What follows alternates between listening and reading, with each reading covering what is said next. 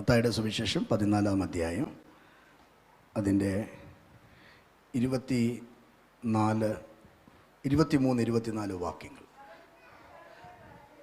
അവൻ പുരുഷാരത്തെ പറഞ്ഞയച്ചിട്ട് പ്രാർത്ഥിപ്പാൻ തനിയെ മലയിൽ കയറി പോയി. അടുത്തത് വൈകുന്നേരമായപ്പോൾ ഏകനായി അവിടെ ഇരുന്നു.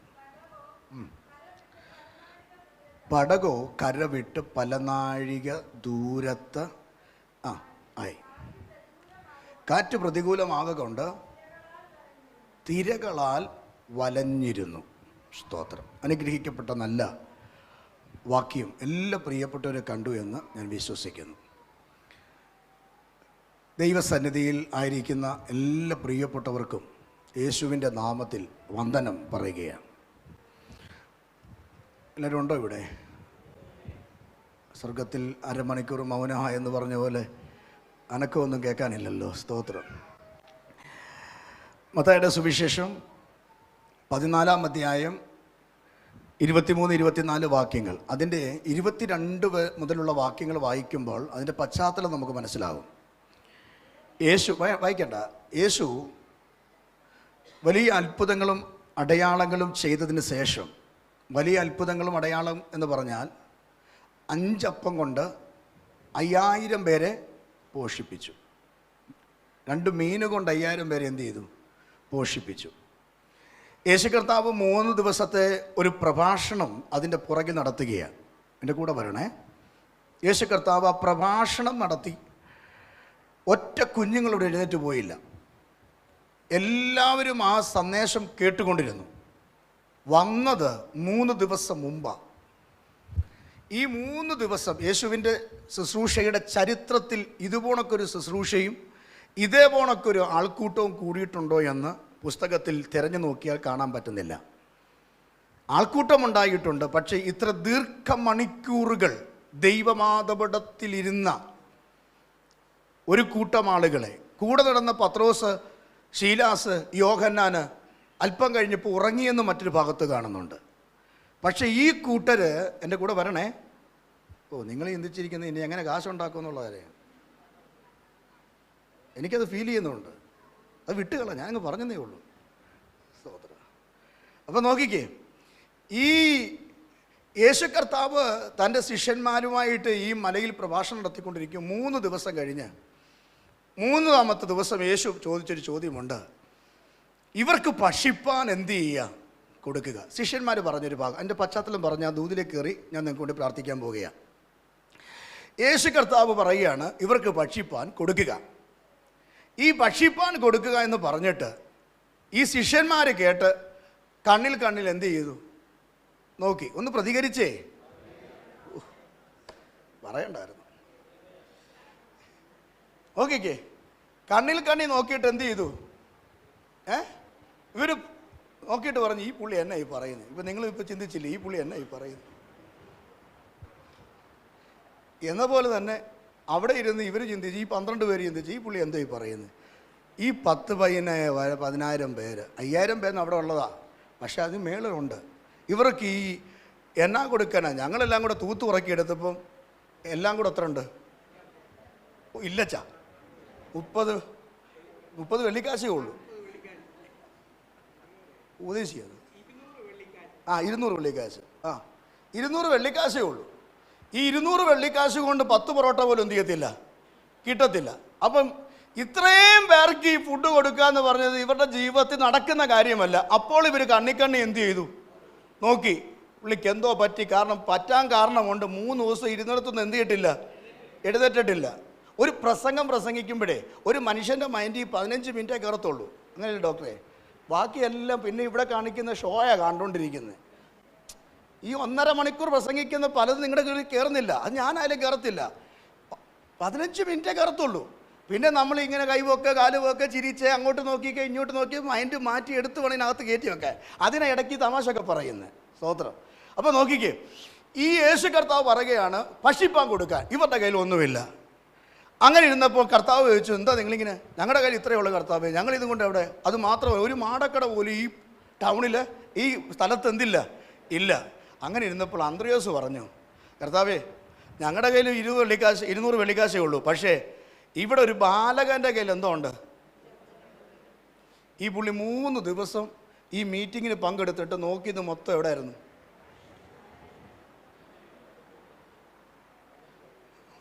എവിടെയായിരുന്നു? യേശുവിൻ്റെ മുഖത്തായിരുന്നോ? ഈ 5000 പുരുഷാരത്തിൻ്റെ ഇടയിൽ ഒരു കൊച്ചു പയ്യൻ്റെ കയ്യിൽ വീട്ടിൽ നിന്ന് അമ്മ പൊതിഞ്ഞു വിട്ട അപ്പം മാത്രം മീനും മാത്രം ഉണ്ടെന്ന് ഈ പുള്ളി, അതും കണക്ക് പറയാൻ 5 അപ്പം ഉണ്ട്, 2 മീൻ, പൊതിഞ്ഞു വെച്ച കൊച്ചിൻ്റെ കയ്യിരിക്കുന്ന അപ്പത്തിൻ്റെ കണക്ക് പറയണമെങ്കിൽ ഈ അന്ത്രോസിനെ സമ്മതിക്കണം ഇല്ലേ? ഇവിടെ ഉപദേശി കിടന്ന് ചങ്ക് കീറി പ്രസംഗിച്ചാലും നമ്മുടെ മൈൻഡ് എവിടാ? അപ്പത്തേലാ. സ്വോത്ര. അപ്പം നോക്കിക്കേ, അന്ത്രോസ് പറഞ്ഞ 5 അപ്പമേ ഉള്ളൂ, 2 മീനേ ഉള്ളൂ. കറക്റ്റായിട്ട് ഉപദേശി കാര്യം പറഞ്ഞു. യേശു പറഞ്ഞു കൊണ്ടുവരാൻ പറഞ്ഞു. യേശുവിൻ്റെ കയ്യിലോട്ട് അങ്ങോട്ട് കൊടുത്തു. യേശുവിൻ്റെ കയ്യിൽ കൊടുത്തപ്പോൾ യേശു അതെടുത്ത് സ്വർഗത്തിലേക്ക് നോക്കി പ്രാർത്ഥിച്ചു. 5 അപ്പം 5000 പേർക്ക് കൊടുത്തു. ആമേൻ. 2 മീന് 5000 പേർക്ക് കൊടുത്തു. എൻ്റെ ദൂതല്ലാത്തതുകൊണ്ട് ഞാൻ വിട്ടുപോവാം. 5000 പേർക്ക് കൊടുത്തു. അടുത്തത് എന്താ അവിടെ കാണുന്നറിയാമോ? ആമേൻ. 12 കൊട്ട മീതി എടുത്തു. യേശുവിൻ്റെ പക്കൽ നിനക്കുള്ളത് കൊടുക്കാൻ നീ തയ്യാറാണെങ്കിൽ അത് വർദ്ധിപ്പിച്ച് അനുഗ്രഹിച്ച് ദൈവം നിന്റെ കയ്യിൽ തരാൻ എൻ്റെ ദൈവം മതിയായവനാണെന്ന് വിശ്വസിക്കുന്നെങ്കിൽ മാത്രം സ്തോത്രം ചെയ്യുക. ഹല്ലേലൂയ. യേശുവിൻ്റെ ശിഷ്യന്മാർ ഈ ശുശ്രൂഷയെല്ലാം കണ്ടിട്ട് തിരിച്ച് യേശു പോകുന്ന വഴിയിൽ ശിഷ്യന്മാർ ഇനി ആ ഭാഗത്തേക്ക് കയറുകയാണ്. യേശു കർത്താവ് പറയുകയാണ്, നിങ്ങൾ തടാകത്തിൻ്റെ അക്കരയ്ക്ക് പോകുക. അവിടെ ഒരു പദം എഴുതിയിട്ടുണ്ട്, വായിപ്പിക്കാൻ സമയമില്ല. ആ പദം ഇങ്ങനെയാണ്, യേശു അവരെ നിർബന്ധിച്ചു. അതിനർത്ഥം എന്താ? ഇവർക്ക് അക്കരയ്ക്ക് പോകാൻ എന്തില്ല? താല്പര്യമില്ല. എന്താ കാര്യം? 2 കാര്യങ്ങളുണ്ട്. ഒന്ന്, ഇവർ തനിച്ചു വേണം പോകാൻ. മറ്റൊന്ന്, യേശുവില്ലാതെയാണ് അക്കരയ്ക്ക് പോകണ്ടേ. ശിഷ്യന്മാർക്ക് മനസ്സിലായി, തനിച്ചു പോയാൽ അവിടെ ഒന്നും നടക്കത്തില്ല. മറിച്ച് ഗുരുവില്ലാതെ പോയാൽ ഒരു സാന്നിധ്യം അവിടെ ഉണ്ടാകത്തില്ല. ഇത്രയും അത്ഭുതം കണ്ടിട്ട് അക്കരെ പോകാൻ ശിഷ്യന്മാർ, യേശു കർത്താവ് പറയുക, നിങ്ങൾ അക്കരയ്ക്ക് പോകുക. നിർബന്ധിച്ചു. ഇന്ന് പകൽ ആത്മാവി ഞാനവിടെ ദൂത് പറയുക, ചിലപ്പോൾ ദൈവം നിങ്ങളെ ചിലതിന് നിർബന്ധിക്കുന്നുണ്ടാകും. എഴുന്നേറ്റ് രാത്രിയിൽ നിന്ന് പ്രാർത്ഥിക്കാൻ നിർബന്ധിക്കുന്നുണ്ടാകാം, ആരാധനയ്ക്ക് പോകാൻ നിർബന്ധിക്കുന്നുണ്ടാകാം. നിനക്ക് താല്പര്യമില്ലെങ്കിലും ദൈവം നിന്നെ നിർബന്ധിക്കുന്നുണ്ടെങ്കിൽ നീ സ്തോത്രം പറയണോ? നിർബന്ധം നിന്റെ മേൽ കിടക്കുന്നു എന്ന് വചനത്തിനകത്തുണ്ടെങ്കിൽ ആ നിർബന്ധം നിന്റെ വിടുതലാണ് പ്രിയരെ. നിന്റെ കെട്ടഴിയുന്ന സമയമാണ് പ്രിയരെ. ഏത് സമയമാ നീ വിടുവിക്കപ്പെടുന്നെന്ന് പറയാൻ പറ്റത്തില്ല പ്രിയരെ. ഇന്ന് പകൽ യേശുവിന്റെ സന്നിധി സ്തോത്രം ചെയ്യ്. ഞാൻ ആ ഭാഗത്തു നിന്ന് അങ്ങ് മാറുകയാണ്. അടുത്ത ഭാഗം ഇവിടെ കാണുന്നത് 1-2 കാര്യങ്ങൾ പറഞ്ഞ ദൂതിലേക്ക് കയറി ഒരു ദൂത് പറഞ്ഞ് പ്രാർത്ഥിക്കാൻ താല്പര്യപ്പെടുകയാണ്. അവിടെ വായിച്ചത് ഇങ്ങനെയാണ്, തനിയെ മലയിൽ കയറിപ്പോയി. യേശു എങ്ങനെ കയറിപ്പോയി? യേശുവിൻ്റെ കൂടെ ആരും ഇല്ലായിരുന്നു, തനിയെ മലയിൽ കയറിപ്പോയി. എന്നിട്ട് വായിക്കുകയാണ്, അവൻ ഏകനായിട്ട് എന്ത് ചെയ്തു? അവിടെ ഇരുന്നു. അപ്പം തനിയെ ഏകനായി. അതിനർത്ഥം എന്താ? യേശു തനിയെ മലയിൽ കയറിപ്പോയി എന്ന് പറഞ്ഞാൽ ആ മലയിൽ ആരെങ്കിലും വേണമെങ്കിൽ ഉണ്ടാകാം. പക്ഷെ അതുകൂടെ തെളിയിച്ച് കർത്താവ് പറയുകയാണ്, ആ മലയിൽ ആരുമില്ലെന്ന്. കാരണം അവൻ ഏകനായിട്ട് മലയിൽ എന്ത് ചെയ്തു? ഇരുന്നു. യേശു കർത്താവിൻ്റെ പരസ്യകാല ശുശ്രൂഷയുടെ ആരംഭകാലങ്ങളിൽ കർത്താവ് പലപ്പോഴും മൗനമായിരുന്ന ചില സമയങ്ങളുണ്ട്. യേശു കർത്താവ് 30-ാമത്തെ വയസ്സിൽ യോഹന്നാൻ്റെ കൈക്കിടി സ്നാനമേറ്റിട്ട് അവൻ കയറിപ്പോയത് വീട്ടിലേക്കല്ല, ഗലീലയിലേക്കല്ല മടങ്ങിപ്പോയത്, പകരം മരുഭൂമിയിലേക്കാണ് പോയത്. ഞാൻ ഇങ്ങനെ പറയാം, കമ്പി വാചകങ്ങളിൽ പോട്ടെ, നിങ്ങൾ അത് നോട്ട് ചെയ്യുക. അവൻ ഇങ്ങനെ പറയാ, യേശു മലയിലേക്കല്ല അല്ലെങ്കിൽ വീട്ടിലേക്കല്ല അവൻ പോയത്, മരുഭൂമിയിലേക്കാണ് പോയത്. എന്തിന്? 40 ദിവസം യേശു തനിയെ അവൻ്റെ നിശബ്ദത പാലിച്ചു. അവൻ ശുശ്രൂഷ ആരംഭിക്കുന്നതിന് മുമ്പ് അവൻ അല്പ ദിവസം മൗനമായി ഇരിക്കേണ്ട കാര്യം വന്നു. അപ്പോൾ നോക്കിക്കേ, കാനാവിലെ കല്യാണത്തിനാണ് ഫസ്റ്റ് ശുശ്രൂഷ ചെയ്യുന്നത്, ആ അത്ഭുതം ചെയ്യുന്നത്. അവൻ ഈ ഭൂമിയിൽ ശുശ്രൂഷ ആരംഭിക്കുന്നത് കാനായിലെ വീട്ടിലാണ്. എന്നാൽ അതിനു മുമ്പ് യേശു 40 ദിവസം യഹോവയായ ദൈവത്തോടു കൂടെ ആ മരുഭൂമി തനിച്ചിരുന്നു എന്ന് കാണുവാനായിട്ട് കഴിയുന്നുണ്ട്. അതുമാത്രമല്ല, യേശു കർത്താവ് ക്രൂശിലേക്ക് കയറുന്നതിന് മുമ്പ് അല്പം നേരം തനിച്ചിരുന്ന ചെയ്യുന്നതായി കാണാൻ കഴിയുന്നുണ്ട്. എവിടെ? ഗെത്സമന തോട്ടത്തിൽ തൻ്റെ ശിഷ്യന്മാരെ മാറ്റി നിർത്തിയിട്ട് ഒരു കല്ലേറ് ദൂരത്ത് മാറി നിന്ന് അല്പസമയം തനിച്ചിരുന്നതായിട്ട് നമുക്ക് കാണുവാനായിട്ട് കഴിയുന്നുണ്ട്. അതേപോലെ തന്നെയാണ് കർത്താവ് ഏകനായിരുന്നത്. ഹല്ലേലൂയ. എവിടെയാണ്? കാറ്റ് അമരാൻ വേണ്ടി ആമേൻ ഇരുന്ന സമയം നമുക്ക് മനസ്സിലാക്കാൻ കഴിയും. അങ്ങനെയാണെങ്കിൽ യേശു കർത്താവിൻ്റെ പരസ്യകാല ശുശ്രൂഷയിൽ യേശു പലയിടത്തും ഏകനായി ഇരുന്നതിൻ്റെ അർത്ഥം ഒന്ന്, ശുശ്രൂഷ വെളിപ്പെടാൻ വേണ്ടി; രണ്ട്, ക്രൂശീകരണത്തെ അല്ലെങ്കിൽ സഹനങ്ങളെ സഹിക്കേണ്ടതിന് വേണ്ടി യേശു ഏകനായിരുന്നു എന്ന് കാണാൻ കഴിയുന്നു. അങ്ങനെയാണെങ്കിൽ ഇവിടെ വായിക്കുന്നതും അങ്ങനെയാണ്. യേശു തനിയെ എവിടെ കയറി? മലയിൽ കയറിപ്പോയി. അവൻ ഏകനായിട്ട് ഇരുന്നു. തനിയെ ഇരുന്ന് പ്രാർത്ഥിക്കുന്ന എത്ര പേരുണ്ട്? ഏകനായിട്ട് കുത്തിയിരുന്ന് നിലവിളിക്കുന്ന എത്ര പേരുണ്ട്? ഇന്ന് പകൽ ആത്മാവി ഞാൻ പറയാ, കൂട്ടത്തിലെ പ്രാർത്ഥനയല്ല. കൂട്ടത്തിൽ യേശു ഒത്തിരി പ്രാർത്ഥിച്ചു. യേശുവിൻ്റെ പരസ്യകാല ശുശ്രൂഷയിൽ നമുക്ക് കാണാൻ കഴിയുന്നത് പകലുള്ള സമയം മുഴുവനും യേശു ശുശ്രൂഷ ചെയ്തു. എങ്ങനെയാ ശുശ്രൂഷ ചെയ്ത്? അത്ഭുതങ്ങളും അടയാളങ്ങളും ചെയ്തു. രോഗികളെ സൗഖ്യമാക്കി, ഭൂതങ്ങളെ പുറത്താക്കി. അതുമാത്രമല്ല, ഉപദേശങ്ങൾ പഠിപ്പിച്ചു. അതുമാത്രമല്ല, മരിച്ചവരെ ഉയർപ്പിച്ചു. ഇതെല്ലാം പകല് ചെയ്തു. പക്ഷേ യേശു രാത്രിയിൽ തനിയെ മലയിൽ പോയി പ്രാർത്ഥിക്കുന്ന ഒരു സ്വഭാവം ഉണ്ടായിരുന്നു. പ്രിയരെ, യേശു പ്രാർത്ഥിക്കുന്ന ഒരു സ്വഭാവം, തനിയിരിക്കുന്ന സ്വഭാവം. അങ്ങനെയാണെങ്കിൽ ഇവിടെ ഇതാ കാണുന്നു, യേശു കർത്താവ് തനിയെ ഇരിക്കാൻ പോകുകയാ. എന്തിനാണ് തനിയെ ഇരിക്കാൻ പോകുന്നത്? 24-ാമത്തെ വാക്യത്തിൽ ഇങ്ങനെ എഴുതിയിട്ടുണ്ട്. അവിടെ എഴുതിയിരിക്കുക ഇങ്ങനെയാണ്: കാറ്റ് പ്രതികൂലം ആകുന്നു. കാറ്റ് പ്രതികൂലം ആകുന്നു എന്ന് ആര് തിരിച്ചറിഞ്ഞു? യേശു തിരിച്ചറിഞ്ഞു. ആരുടെ കാറ്റ പ്രതികൂലമാകുന്നേ? യേശുവിൻ്റെ ശിഷ്യന്മാരുടെ 12 പേരുടെ യാത്രയിൽ പടകിനെ മുക്കുവാൻ ഒരു കാറ്റെഴുന്നേറ്റ് വരുന്നുണ്ടെന്ന് ആർക്ക് പിടികിട്ടി? യേശുവിന് പിടികിട്ടി. ഇന്ന് രാവിലെ ആത്മാവിൻ ഞാൻ ദൂത് പറയട്ടെ, നമുക്ക് നേരെ, എനിക്ക് നേരെ, നിങ്ങൾക്ക് നേരെ ഒരു കാറ്റ് വരുന്നത് കാറ്റ് വന്നു കഴിയുമ്പോഴാണ് നമ്മൾ അറിയുന്നത്. സ്തോത്രം. എന്നാൽ കാറ്റ് വരുന്നതിന് മുമ്പേ നമ്മുടെ കർത്താവിനറിയാം നാം ഒരു കാറ്റിൽ കൂടെ കടന്നു പോകാൻ പോവുകയാണ്.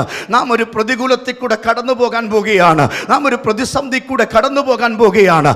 അതിന് കർത്താവ് എന്ത് ചെയ്തു? ശിഷ്യന്മാരെ നിർബന്ധിച്ച് ആ ശുശ്രൂഷയിലേക്ക് പറഞ്ഞയച്ചതിന് ശേഷം യേശു തനിയെ ഇരുന്ന് പ്രാർത്ഥിച്ചു. തനിയെ ഇരുന്ന് പ്രാർത്ഥിക്കുന്നവരെ, വീടിനകത്ത് പ്രാർത്ഥിക്കുന്നവരെ, ബെഡ്റൂമിനകത്ത് പ്രാർത്ഥിക്കുന്നവരെ, ഓഫീസിൽ ഇരുന്ന് പ്രാർത്ഥിക്കുന്നവരെ, ഇന്ന് രാവിലെ ആത്മാവിൽ ഞാൻ ദൂത് പറയാ, തനിയെ കരയുന്നവർക്ക് വേണ്ടി പ്രവർത്തിക്കുവാൻ എൻ്റെ ദൈവം മതിയായവനാ. എത്ര പേര് റെഡിയാണ് ഇന്ന് പകൽക്കാലം തനിയെ ഉപവസിക്കുന്ന, തനിയെ പ്രാർത്ഥിക്കുന്ന, തനിയെ കരയുന്ന തൻ്റെ ജനത്തിനു വേണ്ടി യേശു പ്രവർത്തിക്കാൻ പോകുക? വിശ്വസിക്കുന്നെങ്കിൽ സ്തോത്രം ചെയ്യുക. ഈ ഭാഗത്ത് എന്നെ ചിന്തിപ്പിച്ച ഭാഗത്തേക്ക് ഞാൻ വേഗത്തിൽ വരികയാ. വൈപ്പി നടത്തണമല്ലോ. ആ ഭാഗത്ത് ഇങ്ങനെയാണ് അവിടെ എഴുതിയിരിക്കുന്നത്: യേശു കർത്താവ് തനിയെ ഇരുന്നതിന് കാരണം കാറ്റിനെ പിടിച്ചടക്കാനാ, പ്രതികൂലത്തെ പിടിച്ചടക്കാനാ. കാരണം ഈ കാറ്റിനൊരു പേരുണ്ട്. ആ വാക്യത്തിൽ എഴുതിയിരിക്കുന്ന ഇങ്ങനെയാണ്: ഈ കാറ്റിൻ്റെ പേരെന്താണ്? കാറ്റ് പ്രതികൂല കാറ്റായതുകൊണ്ട്. ഏത് കാറ്റാണ്? ഒന്നൊരുമിച്ച് പറഞ്ഞേ. പ്രതികൂല കാറ്റ്. കാറ്റ് പല രീതിയിലുണ്ട്. ഒത്തിരി പ്രസംഗങ്ങൾ കാറ്റിനെ കുറിച്ചുണ്ട്. പക്ഷെ കാറ്റ് പഴയ നിയമത്തിലും പുതിയ നിയമത്തിലും പഠിക്കുമ്പോൾ ഒത്തിരി കാര്യങ്ങൾ നമുക്ക് മനസ്സിലാക്കാൻ കഴിയും. പക്ഷെ കമ്പി വാചകങ്ങൾ ഞാൻ പറയട്ടെ, ഈ ശിഷ്യന്മാർ അഭിമുഖീകരിക്കുന്ന കാറ്റ് ചെറിയ കാറ്റല്ല. ഈ കാറ്റ് പ്രതികൂല കാറ്റാ. ഇന്ന് രാവിലെ ആരാധനയ്ക്ക് വേണ്ടി ദൈവസന്നിധി മുട്ടുമടക്കുന്ന എൻ്റെ സഹോദരങ്ങളോട് ഞാൻ പറയട്ടെ, ചില പ്രതികൂല കാറ്റ് രക്ഷിക്കപ്പെട്ട കാലം മുതൽ, തലമുറ ജനിച്ച സമയം മുതൽ, ഹല്ലേലൂയ, ദൈവസന്നിധി കടന്നു വന്ന സമയം മുതൽ, നിനക്ക് ഓർമ്മ വെച്ച കാലം മുതൽ, നിന്റെ കുഞ്ഞുങ്ങൾ ജനിച്ച സമയം മുതൽ ചില പ്രതികൂല കാറ്റുകൾ നിനക്ക് നേരെ, നിന്റെ കുടുംബത്തിന് നേരെ, നിന്റെ കുഞ്ഞുങ്ങൾക്ക് നേരെ ഗതി പിടിപ്പിക്കാതെ, നന്മ വെളിപ്പെടുത്താതെ, സ്വസ്ഥത തരാതെ വീടിനകത്ത് വീശിയടിക്കുന്ന ഈ പ്രതികൂല കാറ്റിനെ ഇന്നു പകൽ പിടിച്ചു കെട്ടാനുള്ള ഒരു അഭിഷേകത്തിന്റെ ശക്തി ഏറ്റെടുത്ത് പ്രാർത്ഥിക്കാൻ തയ്യാറുള്ള ദൈവമക്കൾ സ്തോത്രം ചെയ്യ്. യേശു തനിയെ ഇരുന്ന് അതിനെ പ്രാർത്ഥിച്ച് ജയിച്ചെങ്കിൽ ഇന്ന് പകൽക്കാലം എൻ്റെ പ്രിയ മാതാപിതാക്കളെ തനിയെ ഇരുന്ന് പ്രാർത്ഥിച്ച് ജയിക്കുക. എന്നോട് സ്നേഹമുണ്ടെങ്കിൽ ഒന്ന് പ്രാർത്ഥിച്ച്, ദൈവത്തോട് സ്നേഹമുണ്ടെങ്കിൽ ഒന്ന് പ്രാർത്ഥിച്ച്. ഇന്ന് പ്രതികൂല കാറ്റഴിയട്ടെ, പ്രതികൂല കാറ്റഴിയട്ടെ. നിനക്ക് വിരോധമായി ഉണ്ടാക്കുന്ന, നിന്റെ പടകിനു നേരെ എഴുന്നേറ്റ് വരുന്ന, നിന്റെ യാത്രയ്ക്ക് നേരെ എഴുന്നേറ്റ് വരുന്ന, കരയ്ക്ക് കയറ്റത്തില്ലെന്ന് പറഞ്ഞ് നിനക്ക് നേരെ നിൽക്കുന്ന പ്രതികൂല കാറ്റിനെ ശാന്തമാക്കുന്ന ഒരു ദൈവമുണ്ട്.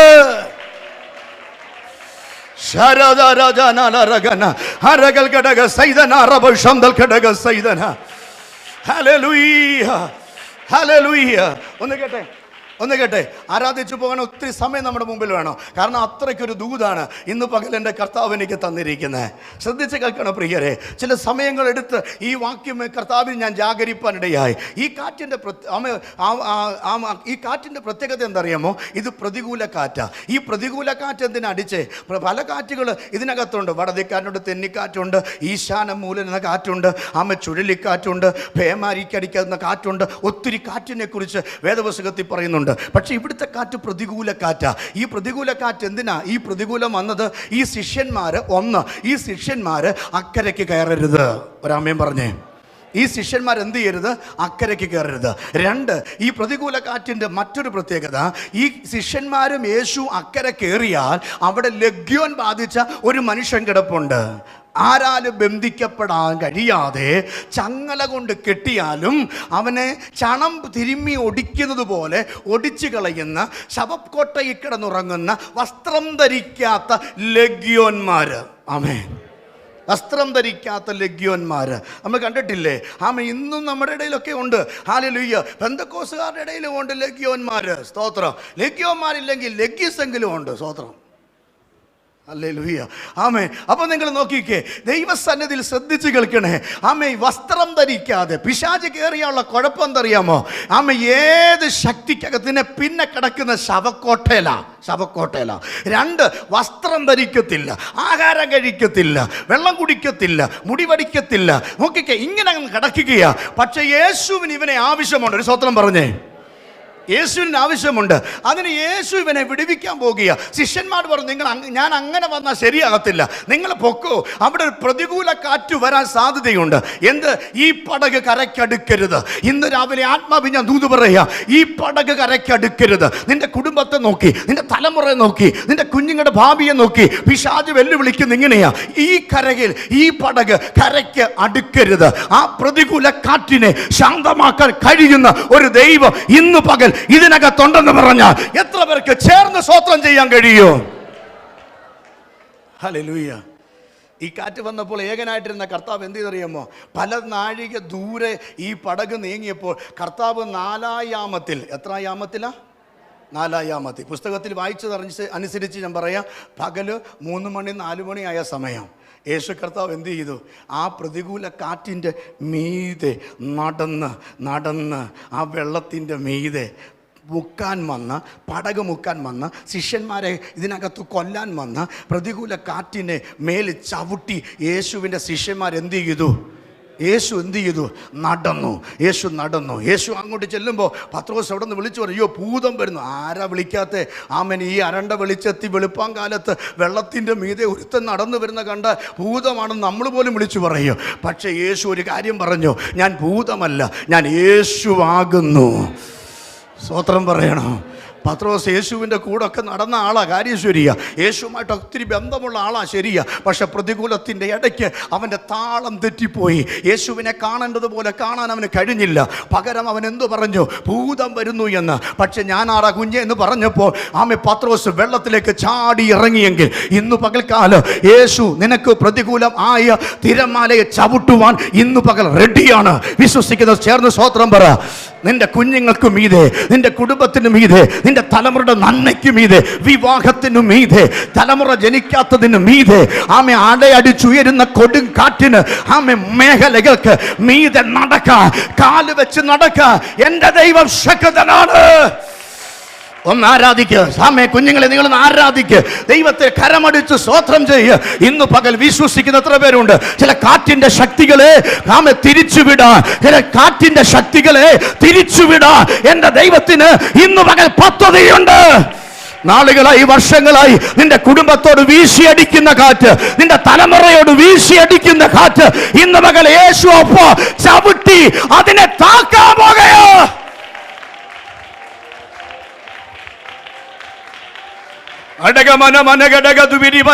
നീ ഉയരാതിരിക്കാൻ, നീ കരയ്ക്ക് കയറാതിരിക്കാൻ, നീ കര പിടിക്കാതിരിക്കാൻ, നിന്റെ കുഞ്ഞിനൊരു ജോലി കിട്ടാതിരിക്കാൻ, നിന്റെ കൊച്ചിന്റെ വിവാഹം നടക്കാതിരിക്കാൻ, അല്ലെങ്കിൽ നിന്റെ കുഞ്ഞിനൊരു തലമുറ ജനിക്കാതിരിക്കാൻ, നിന്റെ കുടുംബത്തിൽ ദാരിദ്ര്യം വഴിമാറാതിരിക്കാൻ, അല്ലെങ്കിൽ സ്വസ്ഥതയുണ്ടാകാതിരിക്കാൻ, നിനക്കെതിരെ വീശിയടിക്കുന്ന പ്രതികൂല കാറ്റിനെ ചവിട്ടി നടക്കുന്ന യേശു ഇന്ന് പകൽ ഈ ആരാധനയിലുണ്ടെന്ന്. പോരാ പോരാ പോരാ, ശക്തിയോടെ ദൂതേറ്റെടുക്ക്. പ്രതികൂല കാറ്റിനെ ചവിട്ടുന്ന യേശു ഇന്ന് പകൽ താബർനാക്ക് ചർച്ചിനകത്ത് വന്നിട്ടുണ്ടെന്ന് വിശ്വസിക്കുന്നവർ ആത്മാവിൽ ആരാധിക്കുക.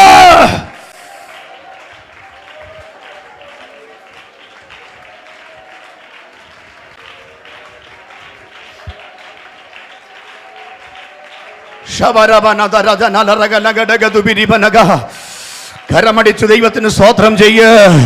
ഇന്നു പകൽ നിന്റെ കുഞ്ഞിന്റെ, നിന്റെ പെൺകൊച്ചിന്റെ, നിന്റെ ആൺകൊച്ചിന്റെ നന്മയ്ക്ക് വിരോധമായി പോരാടുന്ന ആ ചുഴലിക്കാറ്റ്, പ്രതികൂല കാറ്റ്, ആ പ്രതികൂല കാറ്റ് ഇന്നു പകൽ അഴിയുന്നു. ഈ ആരാധനയിൽ ആര് സ്വീകരിക്കൂ? യേശു അപ്പൊ ഇവിടെ വന്നിട്ടുണ്ട്. ആമേൻ. നിനക്കെതിരെ വിരോധമായി വീശി അടിക്കുന്ന, നിന്റെ പടകിനെ മുക്കാൻ നോക്കുന്ന, നിന്റെ തലമുറ നശിപ്പിക്കാൻ നോക്കുന്ന, ഒരു വീടിനകത്ത് ഇരുത്തുമെന്ന് പുറത്തുവിടത്തില്ലെന്ന്, ആമെ പ്രായത്തിനൊത്തവണ്ണം ഭാവിയെ വിശാലമാക്കത്തില്ലെന്ന് പറഞ്ഞ് ആമെ ഒഴുകുന്ന പ്രതികൂല കാറ്റിനെ യേശു ചവിട്ടുന്ന ദിവസം യേശു ചവിട്ടുകയാ. യേശു അതിനെ ചവിട്ടുകയാ. യേശു അവനെ ചവിട്ടുകയാ. യേശു അവനെ ചവിട്ടുകയാ. യേശു അവനെ ചവിട്ടുകയാ. Receive the Lord.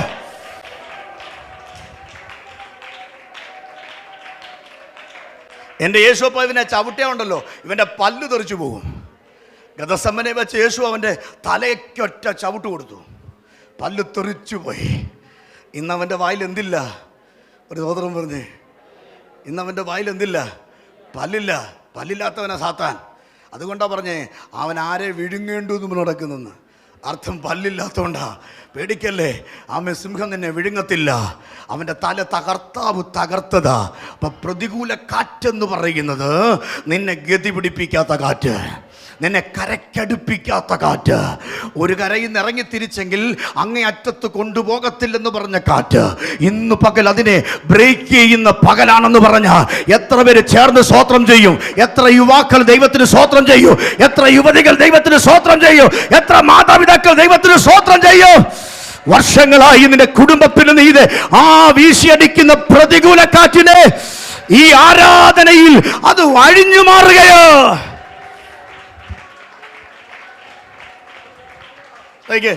ഈ കാറ്റിൻ്റെ പ്രത്യേകതയെക്കുറിച്ച് ആമേൻ വേദപുസ്തകത്തിൽ യോഹന്നാന്റെ സുവിശേഷം 3-8 വാക്യത്തിൽ പറയുന്നുണ്ട്. ഒന്ന് എടുത്ത് വായിച്ച്. ഈ കാറ്റിനൊരു പ്രത്യേകതയുണ്ട്. ഈ പ്രതികൂല കാറ്റിന് പ്രത്യേകതയുണ്ട്. എൻ്റെ കൂടെ വരണേ. പ്രതികൂല കാറ്റിന് ഒരു പ്രത്യേകതയുണ്ട്. ഒന്ന് വായിച്ചെൻ്റെ. ഈ കാറ്റിൻ്റെ പ്രത്യേകത, കാറ്റ് ഇഷ്ടമുള്ളിടത്ത് എന്ത് ചെയ്യുന്നു? ഊതുന്നു. കാറ്റ് ഇഷ്ടമുള്ളിടത്ത്, എന്നെ കേട്ടെ, കാറ്റ് ഇഷ്ടമുള്ളിടത്ത് ഊതുന്നു. അടുത്തെന്തുവാ? അതിൻ്റെ ശബ്ദം നീ എന്ത് ചെയ്യുന്നുണ്ട്? സത്യമല്ലേ? നമ്മൾ പറഞ്ഞിട്ടുണ്ടോ കാറ്റ് ഊതുന്നേ? നമ്മൾ രാവിലെ എഴുന്നിട്ട് പറയാം, കാറ്റ് നീ ഇങ്ങോട്ട് ഊതണമെന്ന് പറയുമോ? കാറ്റിന് ഇഷ്ടമുള്ളത് എന്ത് ചെയ്യുന്നേ? പക്ഷെ നമ്മൾ കേൾക്കുന്നത് എന്തുവാ? കാറ്റ് വീശുമ്പോൾ ഒരു ശബ്ദം കേൾക്കുന്നു. അടുത്തതെന്താണ്? പക്ഷേ ഈ ശബ്ദം നമ്മൾ കേൾക്കുന്നുണ്ടെങ്കിലും അത് എവിടെ നിന്ന് വരുന്നു എന്നോ എവിടേക്ക് പോകുന്നു എന്നോ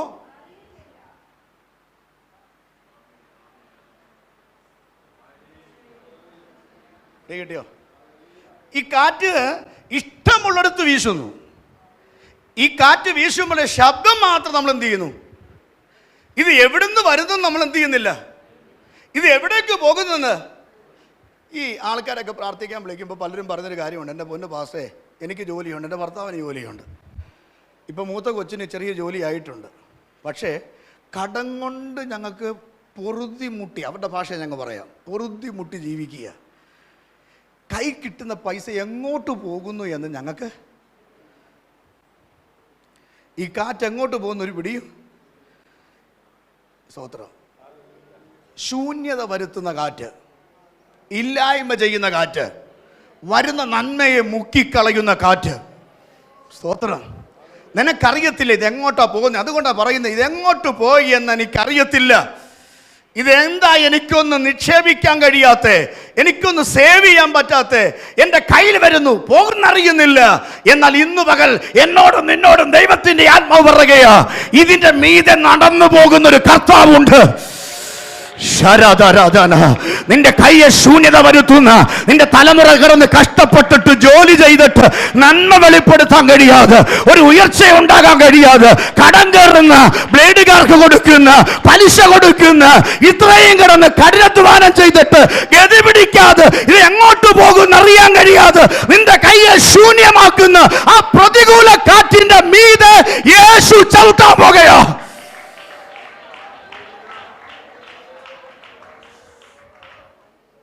സമയം കഴിഞ്ഞത് കൊണ്ട് ഞാൻ ആ ഭാഗം ഇവിടെ നിർത്തുകയാണ്. കർത്താവ് ആ കാറ്റിനെ ചവിട്ടും. എത്രക്ക് വിശ്വാസമുണ്ട്? എത്രക്ക് വിശ്വാസമുണ്ട് ഞാൻ അനുഭവിക്കുന്ന കാറ്റിനെ ചവിട്ടാൻ ഒരാളുണ്ടെന്ന്? നിങ്ങൾ ചിന്തിക്കുന്നില്ലേ എങ്ങോട്ട് പോകുന്ന? ഇത് വീശുമ്പോൾ മാത്രം സൗണ്ട് മാത്രം എന്ത് ചെയ്യുന്നുണ്ട്? കേൾക്കുന്നുണ്ട്. ഇഷ്ടമുള്ളിടത്ത് വീശുക. ഇന്നലെ വരെ കുഞ്ഞ് നന്നായി പഠിച്ചു, ഇപ്പം നന്നായിട്ട് എന്ത് ചെയ്യുന്നില്ല? മിടുക്കനായിരുന്നു, മിടുക്കിയായിരുന്നു, ഇപ്പം നല്ല മാർക്ക് വാങ്ങുന്നില്ല. ഈ കാറ്റങ്ങ് വീശുക. ഇന്നലെ നല്ല ആരോഗ്യത്തോടെ ഇരുന്നാ ദാ കിടക്കുന്നു വാഴ വെട്ടി ഉണക്ക്, ശരീരത്തിൽ മൊത്തം ക്ഷീണമാണ്, ഉയരാൻ കഴിയുന്നില്ല. എന്താ കാര്യം? ഈ കാറ്റ് കയറി വീശി. പക്ഷെ ഇതിനെ പിടിച്ചു കെട്ടാൻ പറ്റുമോ? ഇതിനെ പിടിക്കാൻ പറ്റുമോ? പറ്റത്തില്ല. അതുകൊണ്ടാണ് യോഹന്നാൻ എഴുതി വെച്ചത്, ഇത് എവിടെ നിന്ന് വരുമെന്ന് അറിയുന്നില്ല, ഇത് എവിടേക്ക് പോകുന്നു എന്ന് അറിയുന്നില്ല. ഞാൻ കാറ്റ് മാത്രം, ശബ്ദം മാത്രമേ എന്ത് ചെയ്യുന്നുള്ളൂ? എൻ്റെ ശരീരത്തിൽ അടിക്കുമ്പോൾ ഞാൻ എൻ്റെ ഫീലിംഗ് മാത്രമേ അറിയുന്നുള്ളൂ. എനിക്ക് ഒരാളായിട്ട് ആ കാറ്റിനെ കാണാമായിരുന്നെങ്കിൽ എനിക്ക് പിടിച്ചു നിർത്താം. ഓ, മനസ്സിലാവുന്നുണ്ടോ? ഹല്ലേലൂയ. അതുകൊണ്ടാണ് ചില ആളുകൾ പറയുന്നത്, വീടിനകത്ത് 7 ദിവസം ഒരു ആഴ്ച ഉണ്ടെങ്കിൽ 6 ദിവസം ഒരു കുഴപ്പമില്ല, 7ാമത്തെ ദിവസമാകുമ്പോൾ മൊത്തം കൂടെ എന്ത് ചെയ്യും? 6 ദിവസവും സഹിച്ചത് 7ാം ദിവസം മൊത്തം കളകും. ചിലരെ കണ്ടിട്ടില്ലേ, ഭയങ്കര ഡീസൻ്റ് ആയിട്ടായിരിക്കും വീട്ടിൽ ഇരിക്കുന്നത്, ഭയങ്കര മാന്യനായിട്ടായിരിക്കും വീട്ടിൽ ഇരിക്കുന്നത്. ചില കാര്യങ്ങൾ പെട്ടെന്ന് വയലൻ്റായി പിന്നെ മൊത്തം കുളമാക്കി. പിന്നെ നാട്ടുകാരും വീട്ടുകാരും മൊത്തം കേട്ടു. ഇത് എവിടെ നിന്ന് വരുന്ന കാറ്റാ? ഇന്ന് അതിന് ജയമെടുത്തിട്ട് ഇവിടെ നിന്നിട്ട് പോകാവൂ. ശാരാപാരാധന. ഇത് വെറുതെ വരുന്ന അല്ല ചേമാരെ, ഇതിനകത്ത് ജയമെടുത്തേ മടങ്ങിപ്പോകാവൂ. ഇന്ന് പകൽക്കാലം നിന്റെ നന്മയ്ക്ക് മീതെ, നിന്റെ സ്വസ്ഥതയ്ക്ക് മീതെ എവിടുന്നോ വരുന്ന കാറ്റ്. നിനക്കറിയുന്നില്ല എവിടുന്ന് ഇത് വരുന്നതെന്ന്, ഇത് എവിടേക്ക് പോകുന്ന അറിയത്തില്ല. പക്ഷെ ഇന്ന് പകൽക്കാലം നിനക്ക് പിടിച്ച് കെട്ടാൻ പറ്റത്തില്ല. പക്ഷെ നീ കർത്താവിൻ്റെ കയ്യിൽ ആ കാറ്റിനെ കൊടുക്കാൻ തയ്യാറാണെങ്കിൽ ആ കാറ്റിൻ്റെ മീതെ ചവിട്ടി നടക്കാൻ എൻ്റെ ദൈവം മതിയായവന്. യേശുവിൻ്റെ കാലിൻ്റെ കീഴിൽ വന്ന് ഒരെണ്ണത്തെയും പിന്നെ നമുക്ക് പേടിക്കേണ്ട കാര്യമില്ല പ്രിയരെ. വിശ്വസിക്കുന്നെങ്കിൽ സ്തോത്രം ചെയ്യേ. നിന്റെ മൈൻഡിന് നേരെ അടിക്കുന്ന കാറ്റ്, നിന്റെ സുബോധത്തിന് നേരെ അടിക്കുന്ന കാറ്റ്, നിന്റെ പ്രാണന് നേരെ അടിക്കുന്ന കാറ്റ്, നിന്നെ കരയിപ്പിക്കുന്ന കാറ്റ്, ഇന്ന് പകൽ യേശുവിന്റെ നാമത്തിൽ ആ ശബ്ദം ദൈവാത്മാവിൽ ബ്രേക്ക് ചെയ്യുക. ആ കാറ്റിന്റെ ശബ്ദത്തെ ബ്രേക്ക് ചെയ്യുക. വിശ്വസിക്കുന്നെങ്കിൽ സ്തോത്രം ചെയ്യുക. ഹല്ലേലൂയ. ഹോശേയ പ്രവാചകന്റെ പുസ്തകം എടുത്ത് 1-2 വാക്യങ്ങളുണ്ട്, അത് പറഞ്ഞ് കളയാൻ സമയമില്ല. ഞാൻ എൻ്റെ വാക്ക് അവസാനിപ്പിക്കാം. 13:15 ഹോശേയ 13:15. ആ ദൂത് അവൻ്റെ സഹോദരന്മാരുടെ ഇടയിൽ ഫലപുഷ്ടിയുള്ളവൻ ആയിരുന്നാലും. നോക്കിക്കേ, ഇവിടുത്തെ കാറ്റിൻ്റെ പേര് കണ്ടോ? ഒരു കിഴക്കൻ കാറ്റ്. എല്ലാവരും ഒന്ന് പറഞ്ഞേ, ഒരു കിഴക്കൻ കാറ്റ് വരും. അവൻ്റെ സഹോദരന്മാരുടെ മുമ്പിൽ ഫലപുഷ്ടി ഉള്ളവൻ ആയിരുന്നാലും ഒരു കിഴക്കൻ കാറ്റ് എന്തു ചെയ്യും? വരും. അടുത്തത്, ആ കാറ്റ് കൊണ്ട് വന്നുള്ള കുഴപ്പം എന്തറിയോ? അവൻ്റെ ഉറവ എന്തു ചെയ്യും? വറ്റിക്കും. ഓ, ഇതൊക്കെ പ്രസംഗിക്കേണ്ട ഭാഗമാണ്. സമയം കഴിഞ്ഞിട്ട് നിർത്താൻ പോവുകയാണ്. ഉറവ എന്തു ചെയ്യും? വറ്റി. അടുത്തത്, കിണർ എന്തു ചെയ്യും? ഓ, ഉണങ്ങിപ്പോകാൻ തക്കവണ്ണം. ഓക്കെ, സ്വതന്ത്രം. ഈ കാറ്റിൻ്റെ പ്രത്യേകത കണ്ടോ? ഉറവ എന്തു ചെയ്യുന്ന? രാമൻ പറഞ്ഞേ, എല്ലാവരും കണ്ടില്ലേ? ഉറവ എന്തു ചെയ്യുക? നിന്റെ മുമ്പിലുള്ള ഉറവ എന്തു ചെയ്യുന്നു? ഓ ജീസസ്, ആരേറ്റെടുക്കും ഇന്ന് പകൽ? ഏറ്റെടുക്കുന്നവർക്കായി സ്തോത്രം. നിന്റെ കിണറിനെ വറ്റിച്ച് കളയുന്ന, നിന്റെ ഉറവയെ വറ്റിച്ച് കളയുന്ന ഒരു കാറ്റ് ഇന്നു പകൽ ഏത് കാറ്റിനെയും തരണം ചെയ്യാനുള്ള ഒരു പ്രത്യേക അഭിഷേകം നിങ്ങളുടെ മേൽ ദൈവം പകരുമ്പോൾ, നീ ജോലി ചെയ്തിട്ട് നന്മ പ്രാപിക്കാൻ കഴിയാതെ, ഉയർച്ച പ്രാപിക്കാൻ കഴിയാതെ എവിടെയൊക്കെയോ വറ്റിച്ച് കളയുന്ന ഈ കിഴക്കൻ കാറ്റുപോലെ, കൊടുങ്കാറ്റുപോലെ, വല്ലാത്ത പ്രതികൂല കാറ്റുപോലെ നിനക്ക് നേരെ വീശുന്നെങ്കിൽ ഇന്നു പകൽ ആ കാറ്റിനെ ജയിക്കാനുള്ള ഒരു ശക്തി പ്രാപിക്കുന്നവർ ആ കരങ്ങളടിച്ച് ദൈവത്തിന് സ്തോത്രം ചെയ്യുക. ആ കരങ്ങളടിച്ച് ദൈവത്തിന് സ്തോത്രം ചെയ്യുക. ഒരുമിച്ച് സ്തോത്രം ചെയ്താട്ട് ഇന്ന് പകൽക്കാല കാറ്റിന്റെ ശക്തിയെ ക്ഷയിപ്പിക്കുക, ആ കാറ്റിന്റെ ശക്തിയെ ബ്രേക്ക് ചെയ്യുക, ആ കാറ്റിന്റെ ശബ്ദത്തെ ഞങ്ങൾ ബ്രേക്ക് ചെയ്യുക. എന്റെ ജനം അനുഗ്രഹിക്കപ്പെടാൻ തടസ്സമായി നിൽക്കുന്ന ദൂട്ട കൊടുങ്കാറ്റിനെ ഞങ്ങൾ ബ്രേക്ക് ചെയ്ത് പ്രാർത്ഥിക്കുന്നു.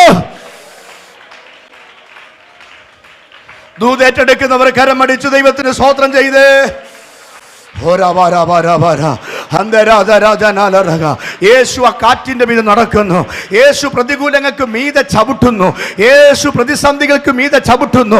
സാത്താൻ ഒരുക്കി വെച്ച കെണികൾക്ക് മീതെ യേശു ചവിട്ടുന്നു.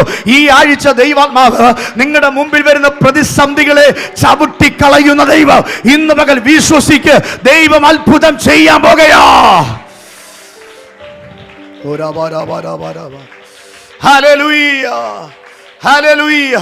വിശ്വസിക്കുന്നവർ സ്തോത്രം ചെയ്താട്ടെ.